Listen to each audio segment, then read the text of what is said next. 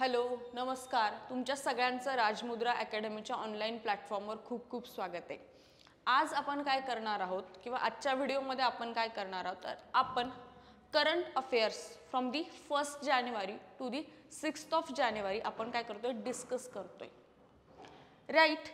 तर पहिला जो आपला काही टॉपिक आहे that topic is nothing but the why earthquake in the Japan. जपानमध्ये अर्थक्वेक का येतात, भूकंप का येतात. आता जपानमध्ये भूकंप का येतात याच्या आधी आपल्याला जपानचं लोकेशन काय हे समजून घ्यावं लागेल. कारण जोपर्यंत जपानचं लोकेशन समजणार नाही तोपर्यंत जपान कोणकोणत्या टेक्टॉनिक प्लेटवर आहे ते आपल्याला समजणार नाही आणि आपल्याला जपानमध्येच का अर्थक्वेक येतात हेही समजणार नाही. सो पहिले कधी पण तुम्ही जेव्हा जिओग्राफी अभ्यासणार असाल तेव्हा पहिले मॅप पाहणं इज द मस्ट. सो त्याच हिशोबाने आपण जाणार आहोत आणि आपण तसंच पाहणार आहोत. ओके. इथे तुम्हाला जपान दिसत असेल बघा. हे वेगवेगळ्या आयलंडचा देश आहे, तो बेटांनी बनलेला देश आहे. जपान हा जो देश आहे तो तुमच्या तीन भूपट्ट किंवा 3 टेक्टॉनिक प्लेट याच्यावर काय आहे एक ऑर्गनाइज झालेला आहे किंवा स्थित आहे. कोणकोणती प्लेट आहे? खाली पॅसिफिक प्लेट आहे, नंतर तुमची फिलिपाईन्स सी प्लेट आहे आणि नंतर तुमची युरेशियन प्लेट आहे. आता अजून एक गोष्ट सांगते तुम्हाला. हा जो पॅसिफिक प्लेट आहे ही पूर्णतः समुद्राची प्लेट आहे, ओशनिक प्लेट आहे. युरेशियन प्लेट ही मेजरली कॉन्टिनेंटल प्लेट आहे, काही ओशनचा भागही आहे म्हणून मेजरली कॉन्टिनेंटल. पॅसिफिक पूर्णतः ओशनिक आणि ही खालची काय आहे फिलिपाईन्स मायनर फिलिपाईन्स प्लेट आहे. आता काय होतंय माहिती का, पॅसिफिक प्लेट ही तुमची कंटिन्युअसली सबडक्ट होतीये, खाली धसल्या जातीये कुणाच्या युरेशियन प्लेटच्या. Right. Pacific plate oceanic plate आहे. ओशनच्या पाण्याची किंवा ओशनिक प्लेटची डेन्सिटी घनता जास्त असते म्हणून ती गोष्ट काय ज्याची घनता जास्त असते तर पृथ्वीचा कोर पृथ्वीची ग्रॅव्हिटी तिला स्वतःकडे काय करते खेचून घेते म्हणून पॅसिफिक प्लेट ही काय आहे डेन्सर प्लेट आहे. ओशनिक प्लेट असल्या कारणाने ती काय होतीये सबडक्ट होतीये कुणाखाली युरेशियन प्लेटच्या खाली. जेव्हा पॅसिफिक प्लेट युरेशियन प्लेटच्या खाली सबडक्ट होतीये त्यांच्या इंटरॅक्शन मध्ये इथे जपानचे आयलंड्स येत आहेत की नाही. मग अशा 2 मोठ्या प्लेट एकमेकांसोबत इंटरॅक्ट करतायत, त्यांचं कन्वर्जन होतंय, एक प्लेट खाली धसल्या जाते, ऑब्विसली तिथे तुमचे भूकंप होतील की नाही. The one reason is Pacific plate subduct होती under Eurasian plate. Clear. Second reason इथे इंटरॅक्शन आहे तुमच्या फिलिपियन्स सी प्लेटचं आणि तुमच्या पॅसिफिक प्लेटचं. अगेन फिलिपाईन्स सी प्लेट आणि पॅसिफिक ओशनवाली प्लेट याच्यामध्ये सुद्धा काय होतंय कन्व्हर्जन होतंय. बघा पॅसिफिक प्लेट हिची वेलॉसिटी जास्त असल्या कारणे किंवा रिलेटिव्ह डेन्सिटी जास्त असल्या कारणे ते खाली धसत चालली आहे कुणाच्या फिलिपाईन्स सी प्लेटच्या. इथेही इंटरॅक्शन होत असताना अगेन टोकियो सारखा रिजन याच्या संपर्कात येतो म्हणून ते दुसरं रिझन आहे. तिसरं रिझन काय आहे बघा तुम्हाला इकडे दिसत असेल. फिलिपाईन्सची तुमची जी प्लेट आहे, आता फिलिपाईन्स काय ओशनिक प्लेट आहे, सी प्लेट आहे. ओशनच्या प्लेटची डेन्सिटी काय असते जास्त असते कोणापेक्षा कॉन्टिनेंटपेक्षा. मग जेव्हा फिलिपाईन्स सी प्लेट आणि तुमच्या युरेशियन प्लेटमध्ये इंटरॅक्शन होणार आहे त्यावेळी काय होईल तर ही जी फिलिपाईन्स सी प्लेट आहे ती खाली धसल्या जाईल कुणाच्या कॉन्टिनेंटल क्रस्ट किंवा युरेशियन प्लेटच्या. मग हे जपानचे काही रिजन तिथे सुद्धा इंटरॅक्शन मध्ये येतात. जपान हा 3 प्लेटच्या इंटरॅक्शन रिजन मध्ये लाय करतो.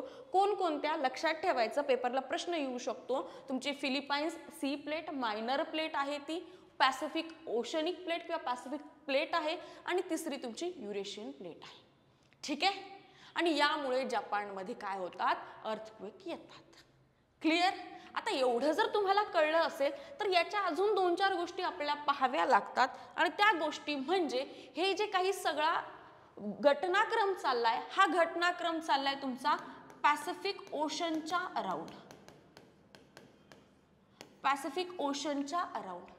आणि या रिजनला म्हणतात तुमचा ring of fire region. Ring of fire region. Around वर्ल्डचे 60% of your volcanoes and 65% of your earthquake या रिजनमध्ये होतात. का होतात? The reason is Pacific plate इकडे तुमची सबडक्ट होती अंडर युरेशियन प्लेट, आणि पॅसिफिक प्लेट इकडे तुमची खाली धसत चालली अंडर नॉर्थ अमेरिकन प्लेट आणि खाली साऊथ अमेरिकन प्लेट. या रिजनला म्हणतात रिंग ऑफ फायर. आणि याच रिजनमध्ये जपान सारखा आयलंड नेशन सुद्धा काय आहे? स्थित आहे. जपान मधलं माउंट फुजी, जपान मधला माउंट फुजी हा काय आहे? तुमचा एक वोल्कॅनिक एक काय आहे? आयलंड आहे. जपानमध्ये बहुत सारे वोल्कॅनिक आयलंड आहेत, पण माउंट फुजी हा काय आहे? म्हणजे त्याच्यामध्ये कंटिन्युअस इरप्शन चालूच राहतं, ज्वालामुखी त्यातून बाहेर पडतच असतो. लक्षात ठेवायचं, माउंट फुजी कुठं आहे? माउंट फुजी आहे तुमचा जपानमध्ये. काय आहे हा? ज्वालामुखी आहे. कोणता ज्वालामुखी आहे? ऍक्टिव्ह ज्वालामुखी आहे. काय आहे? ऍक्टिव्ह ज्वालामुखी आहे. आय होप हे तुम्हाला क्लिअर झालं असेल. ओके, आता आपल्या न्यूज पेपर मध्ये काय आलं होतं ते एकदा पाहूया. मी हायलाइट का केलं? मला तुम्हाला इथे जपान दाखवायचं आहे. हे बघा जपान. ओके, हे बघा जपान. आता आपण पाहूया आपल्या न्यूज मध्ये काय न्यूज आल्या होत्या किंवा अर्थक्वेक का येतात जपानमध्ये, काय डिस्क्रिप्शन दिले. सगळं तसं डिस्क्रिप्शन मी तुम्हाला तोंडाने सांगितलेलंच आहे, पण स्टील एकदा आपण चेक करूया. ओके, आता आपण पाहूयात व्हाय अर्थक्वेक इन जपान. तसं मी तुम्हाला सगळं सांगितलेलंच आहे, पण एकदा आपल्याला पेपरला प्रश्न आल्यावर ते कसं लिहायचं किंवा काय काय आपल्याकडं फॉर्डर असलं पाहिजे, काय काय माहिती असली पाहिजे, ती एकदा आपण पाहूया. तसा कॉन्सेप्ट मी तुम्हाला सगळी सांगितलेली आहे.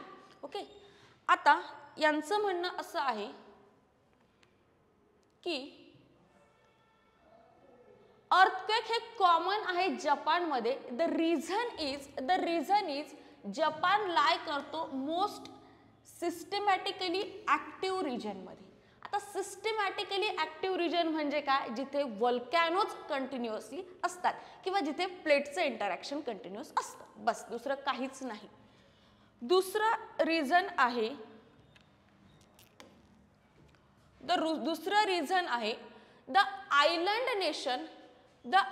Nation sits on the cradle of Pacific ring of fire. मी तुम्हाला पॅसिफिक रिंग ऑफ फायर सांगितलं. कुठून येते ती तुमच्या न्यूझीलंड पासून जे स्टार्ट होते, नंतर फिलिपाईन्स, नंतर तुमची युरेशियन प्लेट किंवा जपान पासून जाते, इकडे ती नॉर्थ अमेरिका आणि देन साऊथ अमेरिका. म्हणजे पॅसिफिक ओशनचा जो काही भाग आहे त्या भागाला काय म्हणतात? Pacific ring of fire. काय होतं मी तुम्हाला दाखवलेलं आहे. जपान या पॅसिफिक रिंग ऑफ फायर मध्ये काय करतो? स्थित आहे, म्हणून तिथे अर्थक्वेक होतात. हे सगळं मी तुम्हाला सांगितलंय बघा. Simply put, it is a path along the Pacific Ocean characterized by active volcanoes and frequent earthquake. कारण तिथे प्लेटच्या इंटरॅक्शन कंटिन्युअस होतात म्हणून फ्रिक्वेंट अर्थक्वेक आहे. आणि पॅसिफिक प्लेट की काय होते? सबडक्ट होती ओशनिक प्लेट असल्या कारणाने. जेव्हा ती खाली जाते ॲस्थेनोस्फियर मध्ये, ती मेल्ट होते आणि तो मोल्टन लावा तुमचा काय होतो? बाहेर येतो, आणि which result in to the formation of the volcano. म्हणून जिथे कुठे तुमची समुद्री प्लेट आणि तुमची एक भूपट्टाची किंवा एका तुमच्या कॉन्टिनेंटची प्लेट असेल आणि त्यांच्यामध्ये इंटरॅक्शन होत असतील तर तिथे तुमचे व्होल्कॅनोज मिळतात. माउंट फुजी काय आहे? एक्झाम्पल आहे. कशाचं? व्होल्कॅनिक आयलंड आहे ते. ओके, एक व्होल्कॅनिक माउंट आहे. कशापासून बनलाय?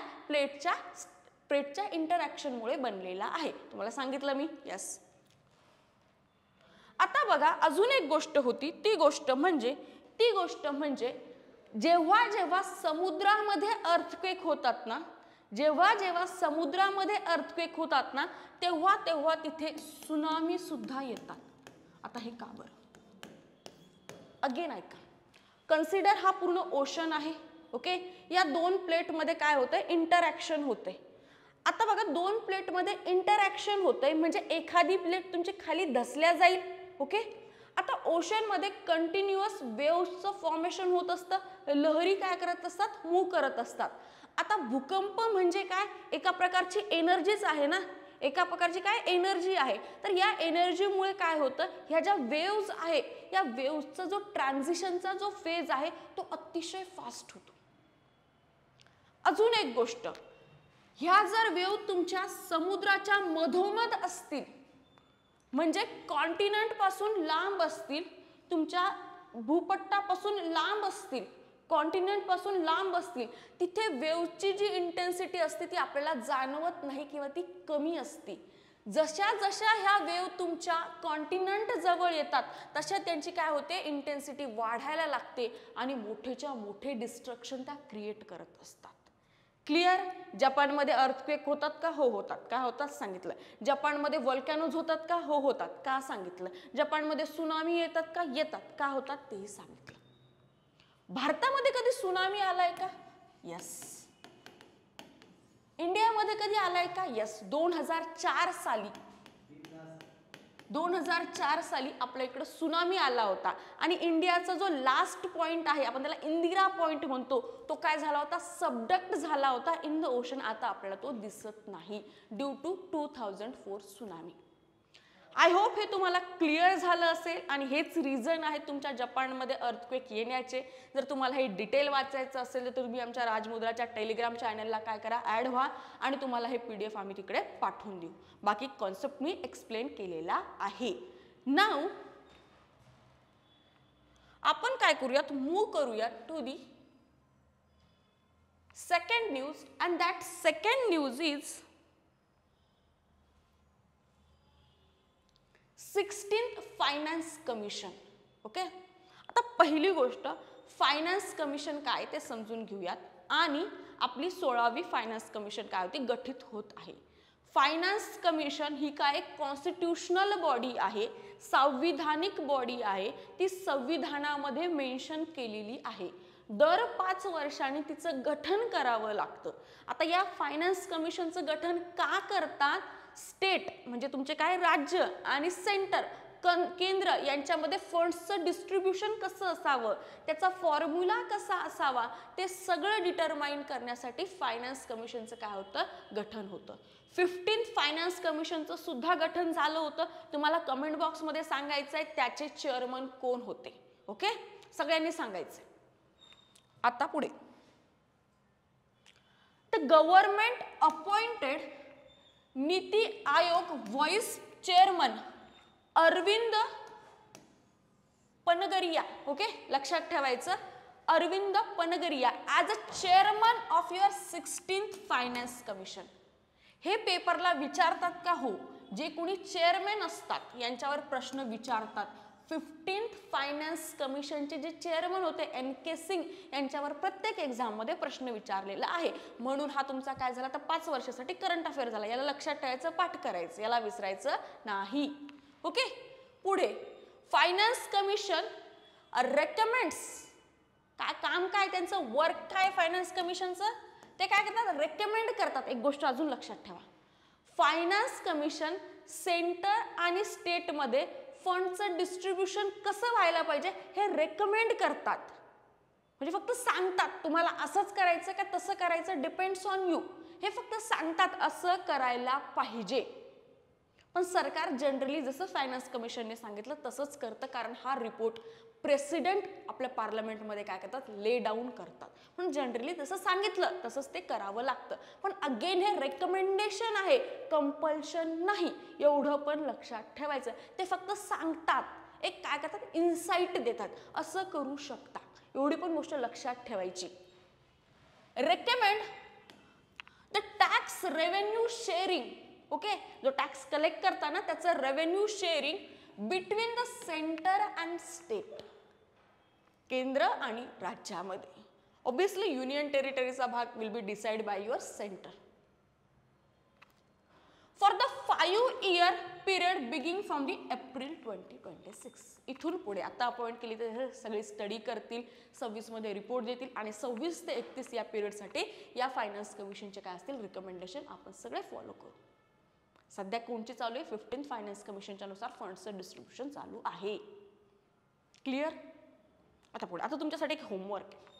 द होमवर्क इज तुम्हाला फायनान्स कमिशनच्या काही कॉन्स्टिट्यूशनल प्रोव्हिजन पाहायच्यात आणि 15th फायनान्स कमिशननी कोणकोणते क्रायटेरिया वापरले होते फंड डिस्ट्रीब्यूट करण्यासाठी, ते 8च्या 8 क्रायटेरिया तुम्हाला अभ्यासायचे. ज्यांना कोणाला माहिती त्याने कमेंट बॉक्समध्ये सुद्धा लिहायचे. जर की तुमचं एखादे दोन सांगते मी, GDP असेल, हरियाणाचा GDP त्यांनी एक रेफरन्स GDP पकडला होता, फॉरेस्ट कव्हर असेल, अशा 8 क्रायटेरिया होते. त्या 8च्या 8 क्रायटेरिया तुम्हाला जाऊन अभ्यासायचे आहेत आणि ज्यांना कोणाला माहिती त्यांनी कमेंट बॉक्समध्ये सुद्धा लिहायचे आहेत. ओके फाईन, चलो आगे.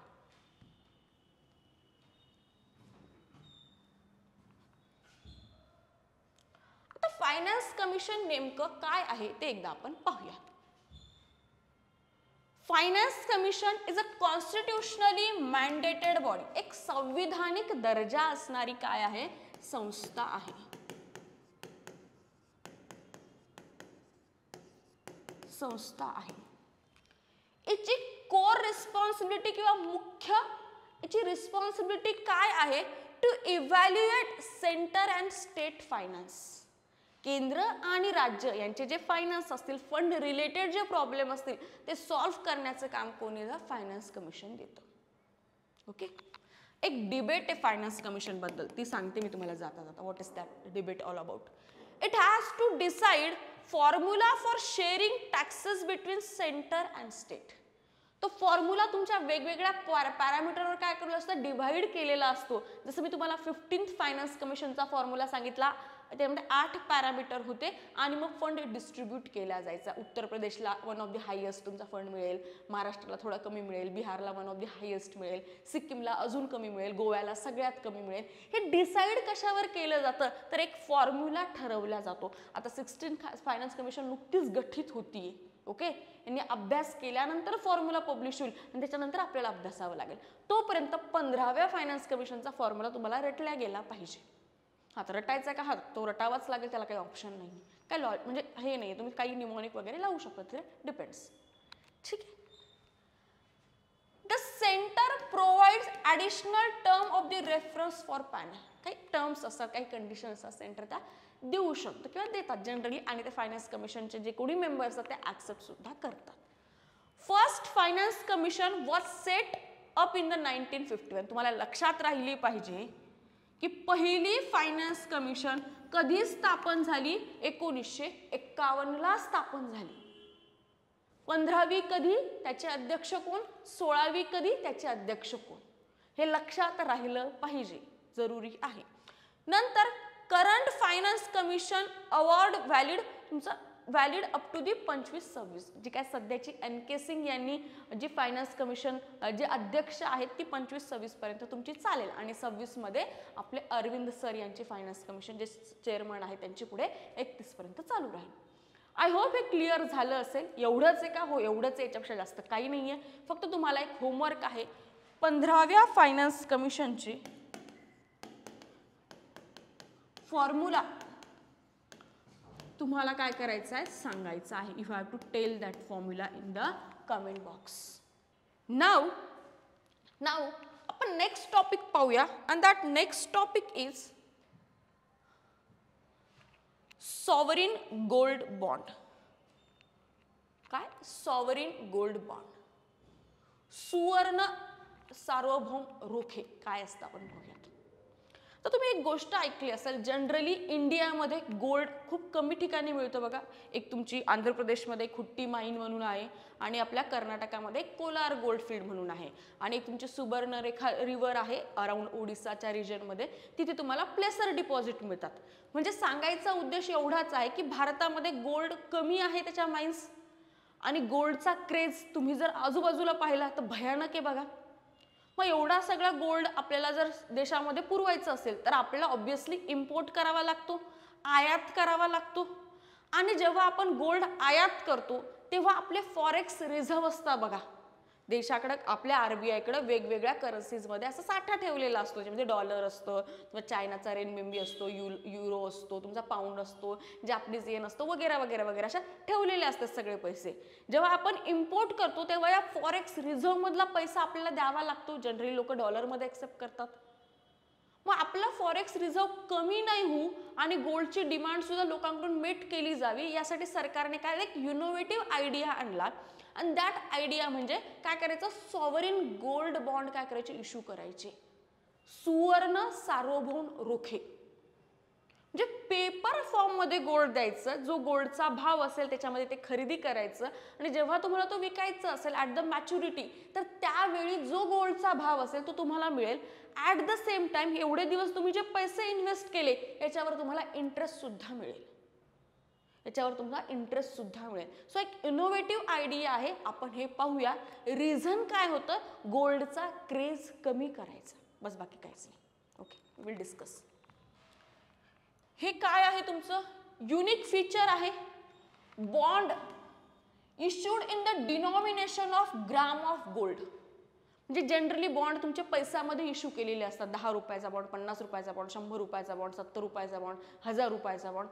तसे हे जे तुमचे बॉन्ड आहेत हे 1 ग्रामचा बॉन्ड, 2 ग्रामचा बॉन्ड, 5 ग्रामचा बॉन्ड, 8 ग्रामचा बॉन्ड, असे हे ग्राममध्ये, गोल्डच्या ग्राममध्ये काय केलेले आहेत, इश्यू केलेले आहेत. लक्षात ठेवायचं कशात इश्यू केलेत, ग्राम ऑफ गोल्ड, ध्यानात ठेवायचं. पुढे मिनिमम इन्व्हेस्टमेंट, तुम्हाला जर मिनिमम इन्व्हेस्टमेंट करायची असेल ती 2 ग्राम पर्यंत तुम्ही करू शकता. मी गेली एखाद्या पोस्ट ऑफिसमध्ये किंवा सरकारी एखाद्या बँके वगैरे मध्ये त्यांना म्हणायचं की मला गोल्डमध्ये इन्व्हेस्ट करायचं आहे, ते बोलतील मिनिमम तुम्हाला 2 ग्राम तरी इन्व्हेस्ट करावं लागेल. 1 ग्रामचा बॉन्ड तुम्ही घेऊ नाही शकणार. आणि मॅक्सिमम मी अप टू 500 ग्राम, अर्धा किलो पर्यंत बॉन्डमध्ये इन्व्हेस्ट करू शकते. विचार करा, तुम्ही जेव्हा असं फंक्शन, लग्न सराईचा मोसम असतो तेव्हा या गोल्डचा किती क्रेज असतो. तेव्हा असे गोल्ड बॉन्ड दिले तर आपल्याला एवढे पैसे, एवढा गोल्ड इम्पोर्ट करण्याची गरज नाही पडणार. देशाचे बरेचसे फॉरेक्स काय होतील, तुमचे सेव्ह केल्या जातील. अजून एक असतं बघा, गोल्डमध्ये जनरली लोक ब्लॅक जो पैसा असतात तो सुद्धा इन्व्हेस्ट करून ठेवतात. जेव्हा तुम्ही गोल्ड बॉन्ड प्रचलित करतायत म्हणजे ब्लॅक मनीला कुठेतरी तुम्ही एक आळा घालण्याचा सुद्धा प्रयत्न करतात. ते सुद्धा त्याचा एक यूज आहे. Available in demat and paper format, तुमचा डीमटेरियलाइज फॉर्मॅटमध्ये पण मिळतो, म्हणजे तुम्हाला इलेक्ट्रॉनिक्सचे पेपर असतात ना त्याच्यामध्ये सुद्धा मिळतो आणि पेपर फॉर्मॅटमध्ये सुद्धा मिळतो, काहीच प्रॉब्लेम नाहीये. नंतर tradable on the stock exchange, हे जे Bombay stock exchange, national stock exchange असतात ना, तिथे तुम्ही या बॉन्डला ट्रेड सुद्धा करू शकतात, काहीच प्रॉब्लेम नाही. त्याला आपण सेकंडरी मार्केट म्हणतो. अर्न इंटरेस्ट, ऑब्विसली जेवढा काळ तुम्ही तेवढा ठेवणार आहे त्याच्यावर तुम्हाला इंटरेस्ट पण मिळणार आहे ना. मिनिमम त्याचा टेन्युअर किती आहे, 8 वर्ष आहे. पण 5व्या, 6व्या, 7व्या वर्षी तुम्ही 5 वर्ष जरी कंप्लीट झाले तरी तुम्ही त्या बॉन्डमधून काही पैसे घेऊ शकता. ऑब्विसली तुम्हाला पेनल्टी लागेल. 6 वर्ष झाल्यानंतर सुद्धा तुम्ही पैसे काढू शकता, 7 वर्ष झाल्यानंतर सुद्धा पहिले पैसे काढू शकता.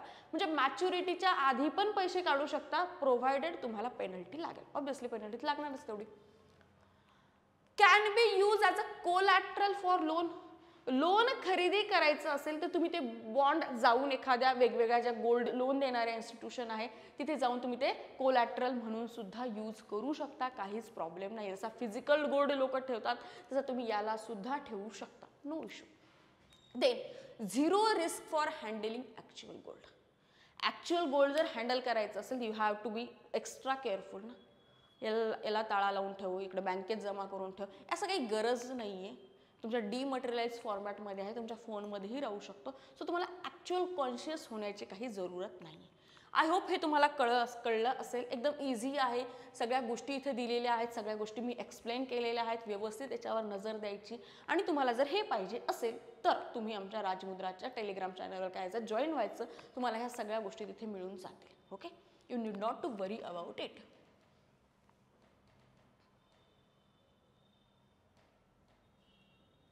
आता अजून एक गोष्ट त्याच्यामध्ये दिलेली नाहीये, ती गोष्ट म्हणजे इलिजिबल कोण आहे गोल्ड बॉन्ड घेण्यासाठी. Okay, the bond will be restricted for the sale to resident of India. इंडियामध्ये जे रेसिडेंट आहे, आता सिटीजन आणि रेसिडेंट याच्यामध्ये फरक आहे. सिटीजन म्हणजे मी इंडियाचा सिटीजन असला पाहिजे, आयदर मी ते नागरिकत्व मला इथे बर्थ झाली म्हणून मिळालं पाहिजे किंवा मी ते घ्यायला पाहिजे. ओके, म्हणजे भारताचं एक माझ्याकडं भारताची सिटिझनशिप असावी. रेसिडेंट म्हणजे काय, तुम्ही भारतामध्ये मागचे 6 महिने झाले राहताय आणि पुढचे 6 महिने सुद्धा तुम्ही काय राहण्याचा तुमचा मानस आहे, तुम्ही रेसिडेंट आहात इंडियाकडे. ओके, म्हणजे ऍटलीस्ट 6 महिने तुम्ही तरी इथे आहात, त्याला रेसिडेंट म्हणतात. रेसिडेंट आणि सिटिझन दोन वेगळ्या कॉन्सेप्ट आहेत. इन्क्लुडिंग इंडिव्हिज्युअल, एक वैयक्तिक व्यक्ती सुद्धा तो घेऊ शकतो. Even Hindu undivided families. आता ही काय कन्सेप्ट आहे, जनरली काय असतं, एक हिंदू अनडिवायडेड फॅमिली नावाचा कन्सेप्ट आहे. एक अनमॅन्ड अशी गोष्ट असते. फॉर एक्झाम्पल 4-5 लोक असतात घरातले, 4-5 लोक असतात, 1 2 3 4 5. तर हे इंडिव्हिज्युअल व्यक्ती सुद्धा काय करू शकतात, तुमचे गोल्ड बॉन्ड घेऊ शकतात. किंवा हे 4-5 व्यक्ती सरकारकडे की आम्ही एक हिंदू अनडिवायडेड फॅमिली आहोत म्हणून स्वतःला रजिस्टर करू शकतात आणि या हिंदू अनडिवायडेड फॅमिलीच्या नावाने सुद्धा हे लोक काय सॉवरिन बॉन्ड घेऊ शकतात. इव्हन प्रॉपर्टी घेऊ शकल्या जाते, इन्कम टॅक्सवर काय याचा फायदा मिळतो, अशा बऱ्याचशा गोष्टीमध्ये हिंदू अनडिवायडेड फॅमिलीचा काय एक फायदा मिळतो. 4-5 लोक त्याच्यामध्ये असतात. ओके, इंडिव्हिज्युअल व्यक्ती त्यांचे क्लेम झाल्यानंतर तेच व्यक्ती परत एकदा हिंदू अनडिवायडेड फॅमिली म्हणून सुद्धा काही गोष्टी क्लेम करू शकतात. एवढंच आहे, बघा की काहीच नाही. ट्रस्टीज, ओके, देन तुमच्या युनिव्हर्सिटीज आणि चॅरिटेबल इन्स्टिट्यूशन्स सुद्धा गोल्ड बॉन्ड घेऊ शकतात, काही एक प्रॉब्लेम नाहीये. बाकी तुम्हाला सगळ्या गोष्टी सांगितलेल्या आहेत. ओके, आता आपण काय करूयात, आपण जाऊयात नेक्स्ट टॉपिक कडे.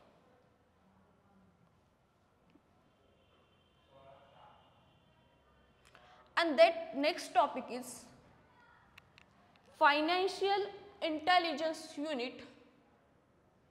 हा न्यूज मध्ये होता. याचे जे चेअरमन असतात ते आपले फायनान्स मिनिस्टर असतात. सध्या आपल्या फायनान्स मिनिस्टर निर्मला सीतारामन याच्या कोण आहेत, चेअरमन आहेत.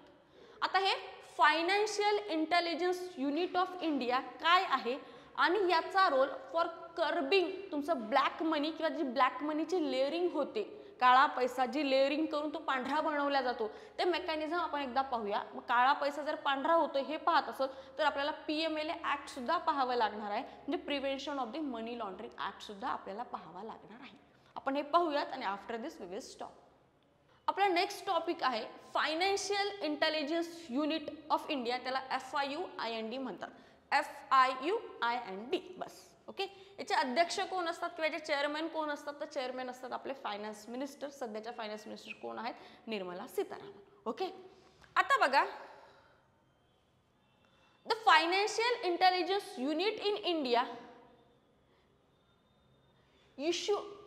issued show cause notice to 9 offshore virtual digit services. Okay, जे तुमच्या ऑफशोर म्हणजे बाहेरच्या देशामध्ये काम करणाऱ्या, व्हर्च्युअल डिजिट असेटमध्ये काम करणाऱ्या, म्हणजेच तुमच्या काय म्हणता येईल crypto currencies, non fungible token याच्यामध्ये काम करणाऱ्या ज्या इन्स्टिट्यूशन आहेत त्यांना आपल्या FIU इंडियाने काय केलं, नोटीस बजावलेल्या आहेत.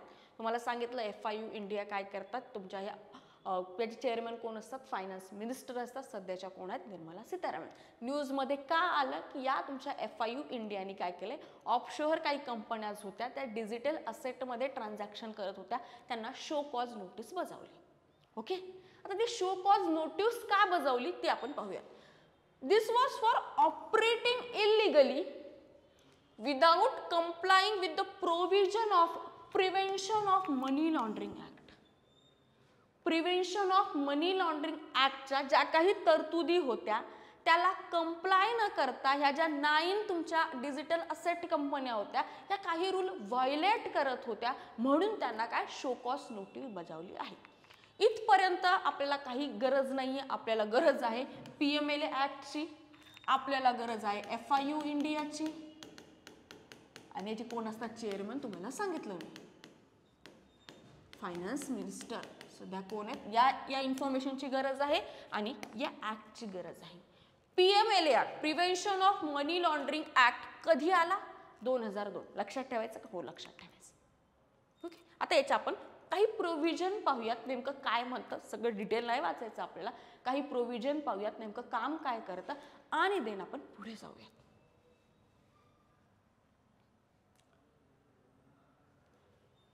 Act was enacted in 2002. Act कधी आणला, 2002 साली आणला.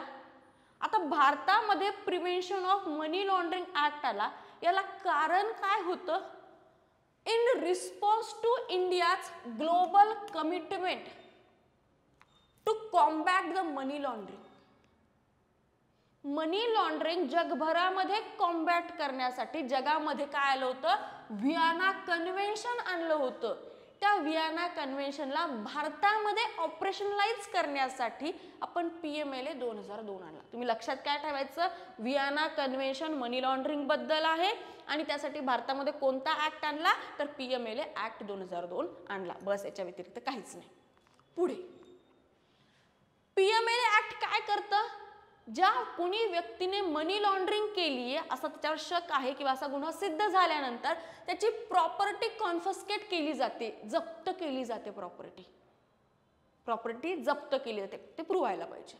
नंतर appoint educating authority and appellate tribunal. PMLA कायद्याच्या अंडर PMLA कोर्टाची स्थापना होती आणि PMLA कोर्टामध्ये काही निकाल नाही लागला तर ती जी केस तुमच्या हायर अथॉरिटीकडे म्हणजे PMLAच्या अपीलेट ट्रिब्युनल मध्ये जाते आणि त्या PMLAच्या अपीलेट ट्रिब्युनल मधून ती हायकोर्टाकडे जाते अगर सॉल्व्ह नाही झाली तर, आणि हायकोर्टातही सॉल्व्ह नाही झाली तर ती सुप्रीम कोर्टामध्ये जाते. लक्षात ठेवायचं, PMLAचा कोर्ट, PMLAचा अपीलेट ट्रिब्युनल, अपील केली, त्या अपीलेट ट्रिब्युनल मधून हायकोर्ट आणि हायकोर्टातून supreme court. Clear? The act add concept of reporting entity which would include banking company, financial institute आणि intermediary. अगर कोणी इंटरमिडियरी असतील त्यांनी याच्यासाठी मदत केली असेल तर रिपोर्टिंग एजन्सी किंवा एंटिटी म्हणून त्यालाही तिथे ठप्पा मारला जाऊ शकतो. ऑब्व्हियसली हे सगळं प्रूव्ह व्हावं लागेल. कायदा खूप कडक आहे पण हे सगळं प्रूव्ह व्हावं लागतं, त्यानंतरच ह्या गोष्टी होतात. असं काही नसतं. आता एन्फोर्समेंट डायरेक्टरेट याची स्थापना कधी झाली? 1956 साली झाली. लक्षात ठेवायचं. कुणाच्या अंडर येते ही? आता ही जी एन्फोर्समेंट डायरेक्टर ED असती ना, ही PMLAच्या काही तरतुदीला ऑपरेशनलाइज करण्यासाठी स्थापन करण्यात आली. कुणाच्या अंडर आहे? फायनान्स मिनिस्ट्रीच्या. लक्षात ठेवायचं. एन्फोर्समेंट डायरेक्टर ED फायनान्स मिनिस्ट्रीच्या अंडर आहे. स्थापन का केलं तिला? 1956 साली. PMLA मध्ये ज्या काही गोष्टी असतात, म्हणजे PMLA तर नंतर आला, त्याच्या आधी मनी लॉन्ड्रिंगच्या काही प्रोव्हिजन्स असतील त्यावर एक नजर ठेवण्यासाठी ओव्हरऑल इकॉनॉमीमध्ये एन्फोर्समेंट डायरेक्टरची स्थापना करण्यात आली. आता PMLA स्थापन झाल्यानंतर त्याच्या केसेसचे काही म्हणतात, तुम्हाला काय सांगते, काही कारण जर शोधायची असतील तर ED हेल्प करते त्यांना. म्हणून एवढं पण लक्षात ठेवायचं, ED काय आहे? 1956 ला स्थापन झाली. तिचं हेडक्वार्टर कुठं आहे? न्यू दिल्लीला आहे. ती काय मल्टी डिसिप्लिनरी बॉडी आहे आणि PMLAच्या अंडर ती काय करते? PMLAला एन्फोर्स करण्याचं सुद्धा काम करते. तुम्ही म्हणाल मॅडम ती 1956 ला स्थापन झाली, PMLA 2002 ला आली. त्यांनी तिथे स्वतः लिहिलं ही मल्टी डिसिप्लिनरी बॉडी आहे. PMLA स्थापन झाल्यानंतर हिला काही प्रोव्हिजन दिलं PMLAच्या. क्लिअर? इझी, काहीच नाहीये. आता अजून एक इंटरेस्टिंग गोष्ट सांगते मी तुम्हाला. and that interesting गोष्ट इज, हे जे तुमचा मनी लॉन्ड्रिंग कशी होते, किंवा हे जे मनी लॉन्ड्रिंग आपण बोलतोय ना, ही होते तरी कशी? फॉर एक्झाम्पल, मनी लॉन्ड्रिंगचा एक सिंपल मिनिंग आहे काळा पैसा, जो ब्लॅक मनी आहे. तर ब्लॅक मनी म्हणजे काय? जो मनी तुमचा इल्लीगल मार्गाने कमवलेला आहे, ओके, किंवा तो तुमच्या टॅक्स पासून वाचण्यासाठी छुपवलेला आहे सरकारपासून, त्या पैशाला तुमच्या इकॉनॉमीमध्ये इंट्रोड्यूस करायचंय. म्हणजे त्या ब्लॅक मनीला व्हाईट करायचंय, त्याला धुवून काढायचंय, मनी लॉन्डर करायचंय. त्या सगळ्या प्रोसेसला काय म्हणतात? मनी लॉन्ड्रिंगची प्रोसेस म्हणतात. इतका साधा अर्थ आहे, काहीच नाही दुसरं. क्लिअर? आता या मनी लॉन्ड्रिंगच्या काही स्टेप्स आहेत. इंटरेस्टिंग आहे, कोणी विचारणार तर असं नाहीये, पण इट इज इंटरेस्टिंग. सो आपण पाहूयात काय. आता पहिले काय असतं, जो तुमचा ब्लॅक मनी तुम्ही तयार केलेला आहे, तुम्ही नाही म्हणजे जो ब्लॅक मनी कुठल्याही एका इल्लीगल माणसाने तयार केलेला आहे, त्याला इकॉनॉमी मध्ये आणायचंय, रनिंग इकॉनॉमी मध्ये आणायचंय, म्हणजे त्याला कुठेतरी प्लेस करावं लागेल ना. मग पहिली जी स्टेज येते ती placement of your money. accumulating the money from illegal activities हा तुमचा ब्लॅक बनतो. ओके, हा ब्लॅक मनी तुमचा काय प्लेस करायचा कुठे? कुठल्याही फायनान्शियल इन्स्टिट्यूट मध्ये, कुठल्याही बँकेमध्ये प्लेस केला. तर प्लेस केल्यानंतर कळेल ना कुणी प्लेस केलाय. XYZ पर्सनी XYZ बँकेमध्ये एवढे एवढे पैसे प्लेस केले, लगेच सरकारची नजर जाईल. मग आता हे XYZ बँकेमध्ये मनी प्लेस केल्यानंतर ते लोक काय करतात, मल्टिपल ट्रान्झॅक्शन करतात. ए ला पाठव, बी ला पाठव, सी ला पाठव, डी ला पाठव, एफ ला पाठव, सगळ्या अशा हजारो लोकांना ते पाठवतात. म्हणजे काय होतं, त्या पैशाची लेअरिंग होते. हजारो लोकांना ट्रान्झॅक्शन केल्या जातात. त्या ट्रान्झॅक्शनचा मिनिंग एवढाच असतो की पैसा कुठून आला आणि कुठे गेला हे एवढं कन्फ्युजिंग व्हावं, एवढं क्लमझी व्हावं, कुणाला ते समजूच नाही. मग second place is your placing money into financial service. आणि नंतर त्याची काय होते, लेअरिंग केली जाते. लेअरिंग अशा प्रकारे करतात की transferring money to hide the origin of the fund. या बँकेच्या अकाउंटमध्ये त्या बँकेच्या त्याच्यातून त्याच्या हजारो ट्रान्झॅक्शन केले जातात. म्हणजे बँकेला, तुमच्या ज्या सेंट्रल बँकेला कळूच नाही पैसा कुठून चालला, किंवा एवढ्या सगळ्या लेअर त्याच्यामध्ये आलेल्या असाव्यात की तिचे एक तपासणं अवघड होईल. मग एकदा का हे तपासणं अवघड झालं, त्यांना अशी कळालं की आता पॉसिबल नाहीये, मग तो पैसा आपोआप बँकांमधून काढला जातो आणि तो इकॉनॉमीमध्ये प्लेस केला जातो. तो काय करताय, इंटिग्रेट केला जातो. ह्या काय आहे, 3 तुमच्या प्रोसेस आहे. ब्लॅक मनी व्हाईट कसा करायचा, त्याआधी पहिली स्टेज ब्लॅक असावा लागतो. क्लिअर? आय होप या सगळ्या गोष्टी तुम्हाला कळाल्या असतील. यासाठी कोण कोण काम करते, ईडी काम करते, कोणाच्या अंडर, PMLAच्या अंडर. एकदा सापडला तर मग कार्यक्रम व्यवस्थित होत असतो. आता आपण काय करूया, इथे थांबूयात. परत भेटू तुम्हाला नेक्स्ट लेक्चरमध्ये. Till then bye bye and have a nice day. आणि त्याच्या आधी तुम्हाला आमचा व्हिडिओ आवडला असेल तर प्लीज लाईक करा, याला शेअर करा. आणि तुम्हाला अजून काही इनिशिएटिव्ह पाहिजे असतील फ्रॉम राजमुद्रा तर तेही आम्हाला सांगा. तुमचे सजेशन ऑलवेज आम्ही ॲक्सेप्ट करतो. आणि अजून सुद्धा आमच्या काही बॅचेस रन होत आहेत. जर तुम्हाला कोणाला ॲडमिशन पाहिजे असेल तर you can contact on the number given in the description box. Okay, तुम्हाला सगळी माहिती व्यवस्थितरित्या भेटून जाईल. आता आपण थांबूयात आणि परत भेटू नेक्स्ट लेक्चरमध्ये. तोपर्यंत बाय बाय.